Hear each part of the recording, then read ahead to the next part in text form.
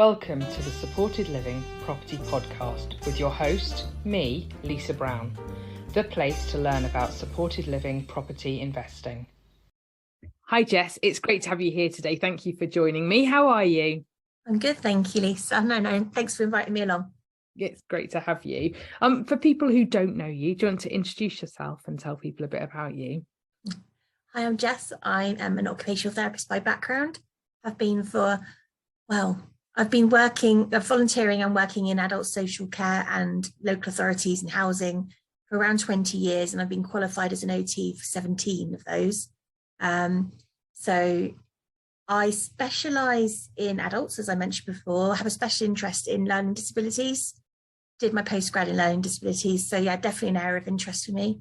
But also assistive technology, and the link with learning disabilities and working social care is really down to the housing bug. You know, getting that right, doing that environmental design, listening to the needs, but then being realistic. And I think that's where what I offer as an OT into that conversation about being realistic about what is achievable, how that can work in the market, how that can be supportive of a creative package. There's so much, isn't there? And we were just talking at the beginning that a lot of people don't really understand what an OT is. And once they start understanding what an OT can do and the skills that you bring, they suddenly go, oh, actually, you could help me with this and this and this. So do you want to just explain what an OT is for people who are a bit unsure about that? Oh, so I heard a really lovely quote the other day, actually, which I think really resonated. It's that medicine adds days to life. Occupational therapy adds life to days. Oh, I like that. That's good. Yeah. And I really think that's it. I think the practicalities of, you know, keeping someone well, keeping someone healthy and extending their life is one thing, but actually ensuring somebody's got value to their life and gets the most opportunity from their life, that is empowered to be as independent as possible, to have choice, to have dignity. All of those things are what OTs do. We empower and we maximise safety, independence in the home. We manage risk. We promote independence. We develop skills. Loads of things really. But I think it's about the fact that we add life to days. And it's so important, but it's quite hard to quantify that work, isn't it? So I guess that's why people are a bit unsure. You end up with that kind of like, you know, people are like, oh, could you do this? Could you do that? It becomes a bit complicated, I guess. Yeah, or you occupational health and you get people back to work. And we're like, wow. No. But no. Not on the whole. No, we do work. I think it's that difference as well when if you're looking at care for somebody who they can't make themselves a hot drink, for example, and they really like having a hot drink, there's things we can do around, I don't know, giving them a flask after a visit so they can have one in between you calling. But fundamentally, what you're doing by doing 3 or 4 visits a day in those kind of environments is really only allowing somebody to have that hot drink 3 or 4 times a day. Whereas if you empower somebody to have the safe environment, the equipment they need, the skills they need, the knowledge they need, the compensatory techniques that we might work with them to be able to make their own cup of tea or their own meal, you know, then they can have an early dinner, a late dinner, an early tea, a late tea, scrap tea all together and have supper. It's dignity, it's choice, it's life. But I think by being regimented to relying on people to do things for others, you are really restricting that. So OT can really play a big part in enabling choice. Absolutely. Now, obviously, we're sort of here with a property focus, and I think people are a bit surprised sometimes that OTs have such an important role in property and with people. Do you want to talk a little bit about that and help people understand what that is? Yeah. So OTs are often involved in minor and major adaptations to the home. So we might go and visit somebody who I worked with somebody recently, actually, who, whenever they wash their hands, they really enjoyed water play. So they would wash their hands and wash their hands and wash their hands, and it would get bigger and bigger and bigger until everything was wet. The floor's wet, the walls are wet, the counter's wet. This has been going on for quite some time, and now things are starting to look a bit damp. Floor's a bit rubbish. The landlord's not very happy about the fact that the floor's a bit rubbish now, and new floor when they went in. But that's what the person gets out of their time with water. They are independent in doing the washing up. They are independent in washing their hands. It's just they get a bit carried away. Now, from an OT point of view, who am I to stop that task? Who am I to say, well, you can't wash up? Or like, let's have you observe when you're washing your hands, just to kind of keep things steady. That's nonsense, because they can do it, and we should be promoting independence. So what we've done is actually look to see if we can get them a deeper sink,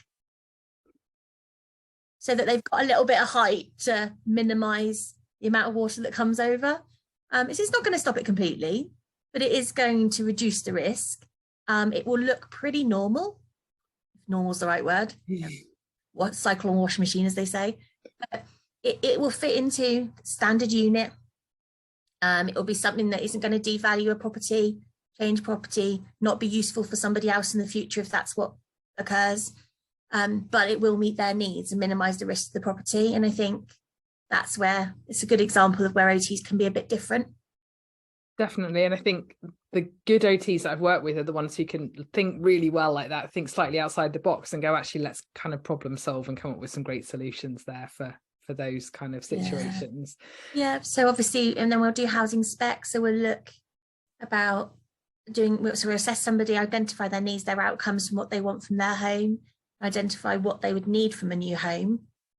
We can support DFGs, so disabled facilities grants, and Care Act adaptations where they're under £1,000. We can support those kind of things. So just talk a little bit about those things. So the DFG grant is something I think people are increasingly familiar with, Yeah. but there are still a lot of people who don't really understand that. Do you want to talk a little bit about that? So a disabled facilities grant is largely done for works that are over £1,000. But in this day and age, most things cost over £1,000. So yeah, it's hard to get builders. We are where we are. Yeah, and it can go up to 30,000. Some areas have got local agreements that they go a bit higher, but the legal aspect of that is over 1,000 up to 30. Those grants are done based on the person's income. So they are means tested, and not for children, just for adults. Children's isn't means tested. But in adults, it's means tested, but there are passporting benefits that would mean that they get the full grant. Now, if they are in a private landlord situation, which is largely what we're talking about here, and in housing association to a point, if the works that are undertaken are over 5,000, there may be a request to put a land charge on, which I think is important for people to know that that is something that might arise or be requested. The reason for that is if we do works for a property and then for some reason the person's asked to leave, then it is public money and we've got to be responsible for how we're doing that. But it's only on the property for up to 10 years. There's not a long time. So how would that work in reality? It means that if you as a landlord decided to sell up that property before the 10 years was up and asked the person to leave and it wasn't their wish, it was yours alone, the council would have a tie on your land registry when they do the searches for the sale. To be able to reclaim the money that they'd spent. Yeah, to reclaim. I think it's reasonable to think that, and I have known where we were taking on somebody, where we were enabling somebody to move on, that we weren't confident they were going to be able to maintain a tenancy. We hoped, we felt that that was something they'd identified, something the family had. We wanted it for them, but experience said that there was a chance it wasn't going to work. We have done the adaptations to the home, but then we've sort of had a local agreement that the charge wouldn't be put on, but more that we'd have nomination rights. So if that person couldn't maintain, we get first dibs on an alternative person to put in. So we'd still benefit from the works. Mm-hmm. And I think that's about being reasonable and fair. It's interesting because I've had DHG work done on properties that I own, and I've never had a charge put on it. And some of that's been really quite considerable amounts of money. So it's obviously varies from area to area, doesn't it, as to how it works? Yeah, and maybe, and maybe, as you say, the scenario as well. Local authorities will take a view, because it is on a local level, that there is a risk that will not stick. Or they don't want to put a tie on the property because they can't, or actually they acknowledge that the works that have been done are completely bespoke to the person, and that's not really fair to put a tie on, doesn't add value maybe. I think it's more like when you have an extension put on, so it has a whole nother room maybe, and but it is important to know that that could be something that's raised and for people to look out for. You can't challenge it. I think that's what I'm saying.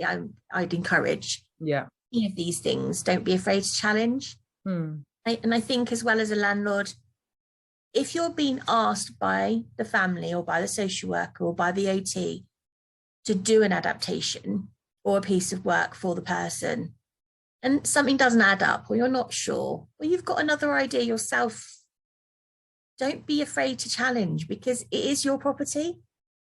And ultimately, what we'll have done is identified a need, and we'll have a way that we think we can meet that need. And as long as what you're suggesting also meets that need, then that's fine.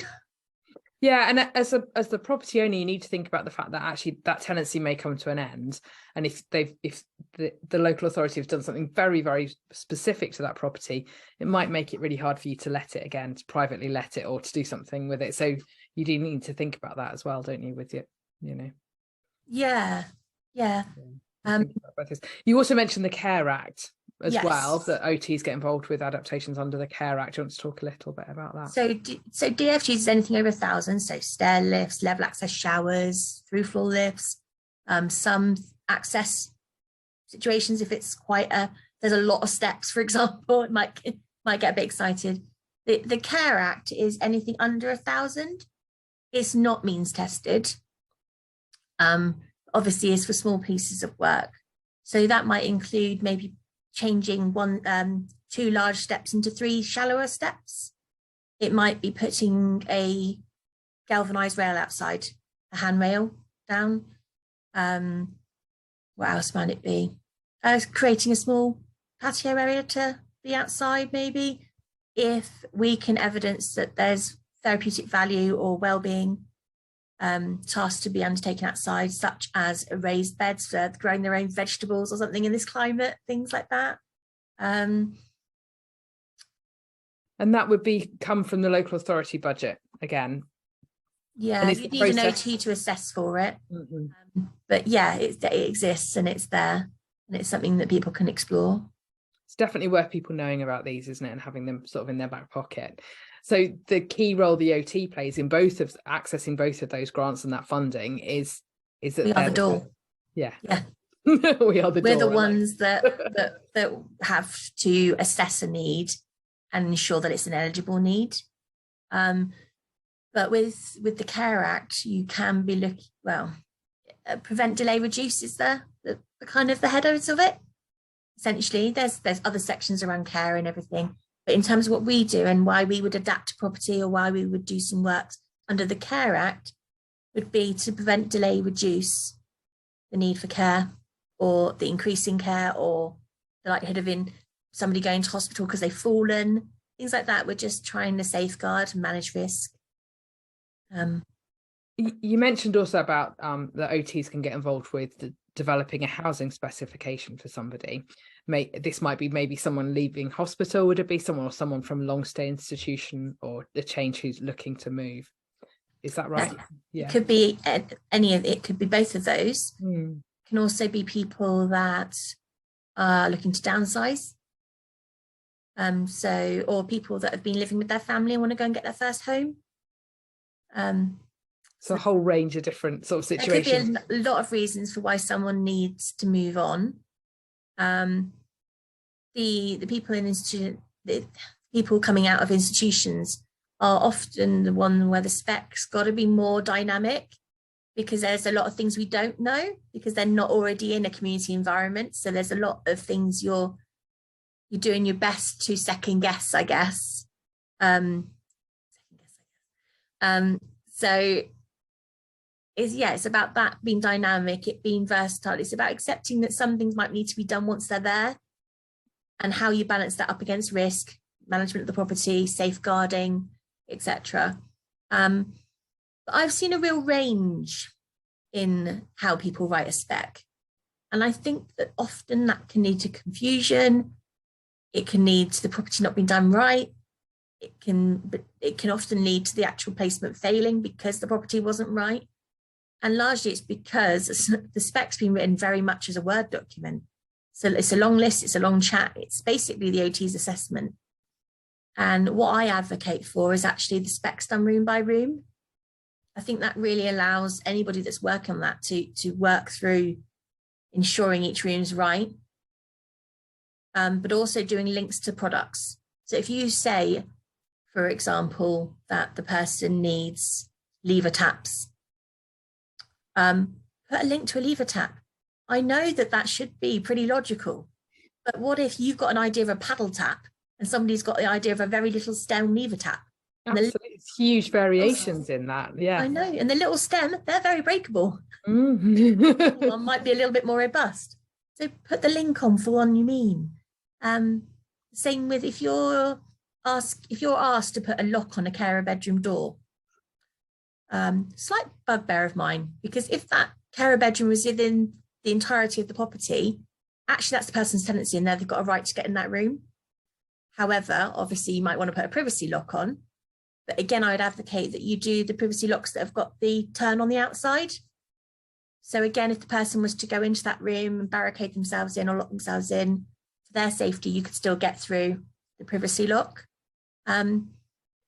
It's not a major cost, but it does make a big difference in terms of how that property can be used and may prevent actually that door having to be taken off its hinges. So I mean, certainly you're saying about the big variation in the quality almost of the specs that you've seen. And I certainly can echo that. I know in some situations where I've worked with OTs, it's been really, as a property investor, it's been very vague what I've been told. Like, oh yeah, we just need this, right? Okay. And then it's me digging in going, but what does that look like? How do we do that? What site, and trying to get that detail out of people. And I think it would be lovely to have that really, really clear spec. I think it's also really useful for builders, isn't it? And to understand and have that as well. Yeah, I think it's things like saying when people put anti-slip flooring for the bathroom, no flooring's anti-slip. So why say the poor builder or person, that's a promise they can't keep. So specify that you want the grade that is for bathrooms, that is for level access shower rooms, and that grade is R11. Specify it. In the kitchen, it can be R10, but there is a difference, and that's not hard to find. But you can't be that generic. You need to be specific. And I think by working room by room, putting minimum sizes, minimum heights, minimum widths, that kind of thing, giving measurements is obviously really helpful. Yes, definitely. Even considering like power sockets in rooms. If they've got a power chair to charge up and they're really into their music and they're going to want an echo in every room, obviously only having a couple of sockets in each room isn't going to be enough. So, even down to that, I think OTs will be considering or should be considering. And I think, again, by going room from room, it really makes you think about what needs you're trying to meet in each room and how that can be met. Absolutely. But the links is the biggest thing. Choose it. If you say a product, give a link. Yeah. There's no doubt about what spec you meant. And if they come back with an equivalent, at least we're working from a spec to say whether it's a close technical equivalent, yes or no. Yeah, fine, great. Yeah, I mean, that would be really refreshing. I've certainly done things where my builder and I have spent hours researching products and then putting them forward going, is this what you meant or is that what you meant? And yeah, for someone to have just done that already would have saved us all a huge amount of time and given us some certainty around cost, I think, as well. If you're a property investor and you're looking at working with an OT, what advice do you have for property investors who are thinking of working with OTs to try and pull out this spec when they're developing a property for someone? I think what you can really use OTs well for is both a bespoke, so assessing and working with somebody, assessing their needs, identifying their outcomes, and designing property specific to them. But what OTs can also do is in terms of how they manage risk, they can also consider generically. So if you found a property and you think, I don't know who it's for, but I know that's a good deal. I know it's the right place. I know this is going to be a good let. I want to do it for the supported living market. I'm going to work with an OT because they can help me to make it so that it be suitable for a broader range. Work with an OT because they will be able to do that with ease. They'll be able to spec it to consider a wide range of users, or maybe even adapt it so that it's easily tweaked for an individual without it being a massive backpedal. Mm-hmm. And if you are working with a provider who said, yeah, that's brilliant, we've got an individual, say I approach a provider, I've got a property lined up and I say, I've got this property, and they go, oh yeah, the local authority OT has come up with this spec already for us, and you're given this spec and you look at it and it might have been like some of the ones that I've seen previously where you're a bit like, not very clear. Yeah. It's okay to challenge that and go back and ask questions. And yeah, I talk about this example quite a lot, where people will ask for a property in the middle of nowhere with no neighbours, not overlooked, secure garden, but on a bus route and close to amenities. And I always struggle with, if you think this person could go on public transport and go into the local pub, why do you think they couldn't have neighbours? Because the relationship they could have with their neighbours could be amazing. Mm. Likewise, when you say a secure garden, do you mean a private garden or just secure? Because there's quite a difference. Because obviously, if you had a small cluster unit where it was 3 properties together, but they shared a garden, but that garden was secure, you'd be right to think that that met the need. But likewise, I think it's fair to challenge when you say that it's got to be in the middle of the nowhere with no neighbours. But on a bus route. On a bus route. One, that's not likely to happen because remote areas don't have bus routes. But secondly, why would the same person be able to go on a bus that can't be near people? They're 2 different things. And I think being bold enough to kind of go, but why? I think as well, we're talking about providers here, but I think about landlords. From a provider perspective, I really want to emphasize that creating sustainable support packages, that is more achievable in a cluster environment. If people are living nearby or in the same, facility, so that you can have that floating support, so that you can allow packages not to be 12-hour shifts, they can be 6 hours and changing, things like that. It does make for more sustainable packages, which from a provider point of view is great, but from a landlord point of view, it probably means that you're less likely to have a high turnover because people will sustain. So providers will stay and the tenants will probably be more settled because they're better managed. So as much as we get those requests again and again and again for the detached property in the middle of the nowhere on the bus route near a pub, we really need to be advocating for these cluster models, whether that just be 2 properties, whether that be a block of flats. That's really more of a depends on the group that you're working with in terms of their complexities. But on some shape or form, cluster modeling's always something worth considering. As long as people have got choice, that's what it comes down to, isn't it, as well, is that people aren't being foisted into schemes and being told that this is where they have to live, that also, people have an element of choice over it too. I think the other thing that's worth mentioning is often on our specs, we'll see that somebody said that the kitchen has to be a separate room from a perspective. Don't be afraid to challenge that. Again, as long as we provide a lockable drawer, an induction hob, and maybe it could be open plan to the room, but with a breakfast bar and a gate or something, so it's still one room. Or is there something we can do? Or is it more about managing the risks in that room as opposed to removing the room completely? Because again, it is their own home, and part of having a quality of life and living your life is to engage in these activities that make up your day. And if you're taking a member of staff out of a room to go and cook, you're leaving that person unattended, and maybe the risks are too high for that person to be unattended.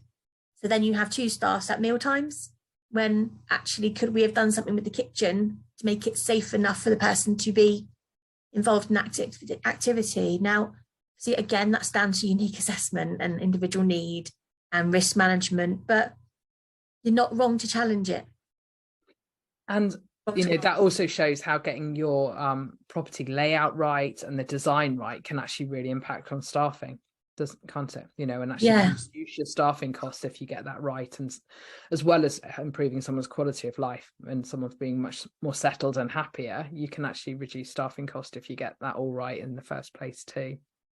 Yeah, and I think, again, a lot of the time when you get these properties that have got the separate kitchen and the living room, those kitchens often a galley. They're really dangerous in themselves, because obviously if the person that poses a risk comes in and the person's trapped, so they're quite often ruled out because they're of the shape they are. But then you've got the problem again that to get the property with a large kitchen diner and the living room and the 2 bedrooms in the middle of nowhere, large garden, it's not a housing benefit property. It's not. So it becomes very expensive, and there has to be a lot of local authority buy-in to pay the rents to that level, doesn't there? So yeah. And this is why I think, and why I advocate that OTs can be so well involved in this, because we do manage risk really well, and we do look at compensatory techniques. We do look at equipment that can manage risk, reduce risk. We do empower independence, so we're really inclusive. We want people to be involved in every aspect of their life where they can be. I don't think we're unrealistic. I just think we're reasonable and practical. And that's very refreshing sometimes. So it really is. Jess, thank you. So that's been really helpful. There've been loads of really useful little tips and advice in there. We'll put your contact details in the show notes so people can find you there. Thank you very much for taking the time. Thank you for having me. Bye.